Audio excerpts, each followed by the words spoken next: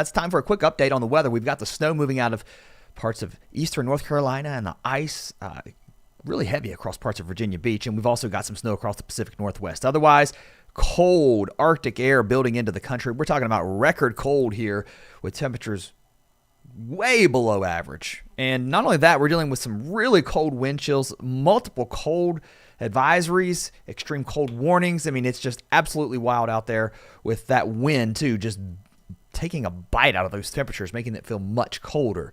This cold air aloft continues to just sort of pivot through the Ohio Valley in the Midwest. So temperatures here on the way down, and we're also going to see some snow showers behind our departing storm, which is moving off the eastern seaboard. It's not going to move up the coast. It's moving out to sea. However, with this cold air aloft, you may see some snow showers as we head into Thursday, into the afternoon, maybe even into New York City. Now, it's not going to be a lot of snow, but there could be some with this one as it pivots through that cold air aloft. And then high pressure at the surface starts to wedge in here from the west. We'll keep some upslope snow going here, too, into the Appalachians. And otherwise, I mean, kind of look how quiet it is across the country.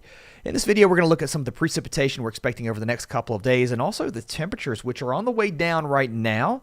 But even the long range is looking colder. I'll show you what I'm talking about in just a second. Look at these air temperatures waking up tomorrow morning across a good part of the central United States. 10, 15, in some cases close to 20 below. Way cold here. Single digits and teens down into Texas and even single digits crossing the Mississippi into parts of Kentucky. High temperatures on Thursday. I mean, we might pop into the single digits here across Kansas and Nebraska.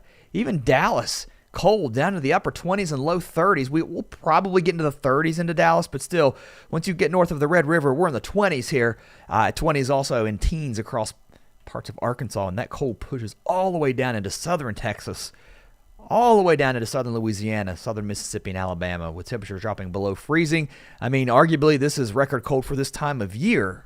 Really chilly air, and we do see some warming as we head now into Friday and then into Saturday. Now, I do want to tell you, there's a bit of a warm-up coming in the short range. We'll start to feel it first across Texas heading into the weekend. Also, Oklahoma with temperatures rebounding back up into the 30s and 40s. And look at this. By Sunday, we may be up into the 60s in a few spots. Even South Dakota trying to get in on the action here with more of a westerly flow, some downsloping flow here off the mountains, temperatures warming up. I mean, look at that. I mean, that's like baking. We're jumping from 15 below to near 70 by the time we get to Monday. Absolutely incredible as we head toward the end of the month, but I don't think it's going to last. I'll show you why. I think we got another cold shot of air moving in. Across the east, heading into the weekend, we're going to be cold. Temperatures through Thursday, again, on the way down here across the Ohio Valley. Highs on Thursday, not very high, topping out in the teens across many of these areas and single digits just to the west across Missouri. There's the cold. Look at it, pushing all the way into the deep south. And Florida, you're not going to escape this. That cold is going to move down the peninsula as we head into the weekend. So by Friday, highs getting knocked back here into North Florida. Lows likely getting near or below freezing across North Florida, and we're in the 50s here. We do start to see some warming here across the east as well, heading into the weekend. So by the time we get now into Monday afternoon, pushing into the 50s across Illinois, into Kentucky, West Virginia, even into parts of the Northeast, we're back into the 40s and 50s. And if you're looking for spring, I may be giving you a little bit of hope. Some temperatures on the way up, some not so much. But unfortunately, if you're hoping for the warmth, look what happens next weekend. Another cold shot of air trying to move in from the northwest. We're going to look at those details in just a moment, but let's talk about the snow in the short term. We do got a little bit of light snow moving through parts of the Great Lakes, also Indiana, Ohio, Pennsylvania, West Virginia, Kentucky, the mountains of West Virginia, Western Virginia, and North Carolina. We're going to see some snow here, an inch or two, and once you get up into the mountains, maybe 2 to 4 in some of the highest spots, but some lake effect also picking up here off of pretty much all of the lakes, so expect some enhanced totals. And then there's those higher numbers across southeast Virginia. Good still, 5 to 10 inches of snow once it's all said and done. There could be locally higher amounts. And your snow across the west, while we will see some, we're not looking at feet and feet and feet of snow like we've seen across these coastal ranges into the Sierra, also up into the Cascades, but still some snow in the forecast and some rain over the next couple of days. Now, let's track individual areas. We'll slow it down for you a little bit. There's the snow exiting eastern North Carolina, also the ice here. there's that cold air aloft moving in. And once it moves across the Ohio Valley into the mountains here, we're going to see those snow showers start to pick up. There could be a few snow squalls heading into Thursday afternoon. It'll be interesting to see because you got a lot of cold air aloft here.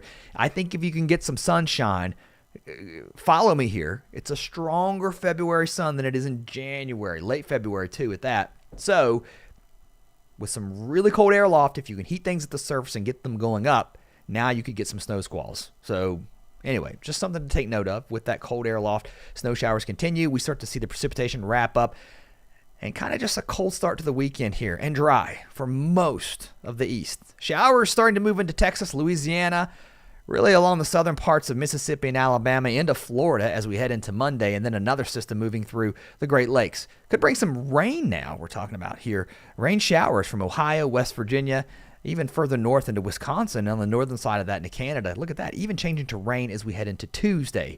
Let's back to the west. High pressure building in here. This is the cold polar air mass that is just setting up shop across the country as we move through the week.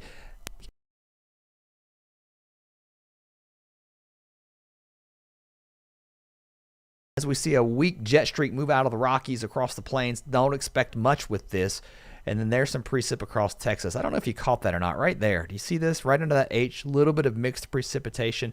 I think you need to watch some of this here into Texas early Saturday morning. Do we get some mixed precip before we warm up? I don't know. Something to keep an eye on. And as that disturbance moves east, we dry out across Texas.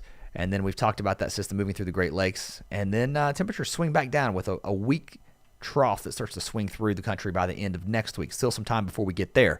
Across the west, there's the snow and the rain across the northwest, and this will continue to move inland. Another storm moving into the Pacific Northwest into British Columbia with some heavy snow and rain, and especially by Sunday, that one looks pretty heavy.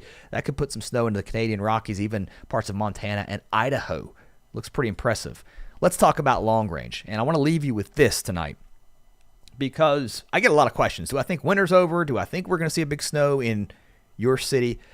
I always say, the heck if I know.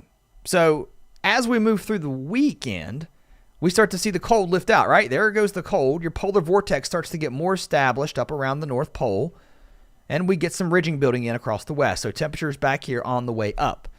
Across the east, it's interesting to see what's happening. We're starting to see a bit of a trough dig in, and now, I don't know. This is looking a little bit more cold as we head toward the end of the month. So the 27th, the 28th, looking at long-range trends. This is using ensemble guidance. So you're taking multiple models here, putting it together and getting an output. 51 members, in fact. And they're all kind of averaging out with some colder weather as we head into the first week of March. Could this lead to some March surprises? Maybe so. And now you've got this ridge developing on the long range up across Alaska. What goes up in Alaska comes down. I was talking about this morning. I mean, this to me looks stormy. And I want to show you something as we head toward the 5th of March. I'm going to flip sources, and I want to show you the National Weather Service, the Climate Prediction Center 6 to 10 day outlook, reflecting that warm air across the west with our ridge with near normal temperatures here, maybe slightly above in the northeast, but you get the idea. Not a huge warm up across the east, but look at the 8 to 14 day time frame that they put out today. Yeah. This looks maybe a little different than it did a couple of days ago as we start to bring in some of that colder air around the 4th and the 5th. So the chance is increasing for below average temperatures. You've got to have the cold if you're going to get the snow. And if you're going to get the snow in March, you've really got to have the cold. So it's going to be really interesting to follow along over the next really 2 to 3 weeks. That first, second, third week of March can always be interesting. That's when you get more energy. Think about it, guys. You start to warm up to the south. Right? Sun angle starts to get steeper. Now you're warming things up, and you've still got some cold Arctic air here. Can these clash to create some kind of storm? I don't know. But I do know this type of setup right here is much more favorable than this for a storm, a winter storm that is, pretty much anywhere in the country. It's something that I'm going to be watching, and I find this stuff fascinating. And again, long range is shoddy at best. Totally get that. But the eyes are on this polar vortex that's spinning here, and how that we may see pieces of that break off and move south. So if you like following this content, I hope you'll subscribe. Guys, I spent years and years in the industry as a chief meteorologist and a meteorologist on television, and I can tell you I've looked at this stuff over and over and over again, and everything to me tells me if I was looking at this, and going, is it going to be busy in March? I'd say, yeah, it is. It's just my opinion. It is what it is. Could I be wrong? Yeah, I probably will be. So if you're looking for a perfect weather forecaster, meteorologist, that's not me. But if you want the honest truth, I'll give it to you. And if I don't know, I don't know. And I don't know. Uncertainty in the long range is always there. But if you like this content, subscribe. I hope you'll come back. Thanks to all of you for watching. I do appreciate you all chiming in and coming over to the channel multiple times, and everyone for participating. So I'm sorry if you didn't get snow. If you're hoping for snow this winter, maybe you get more if you're hoping for it. If not, spring is on the way. All right, see you next time.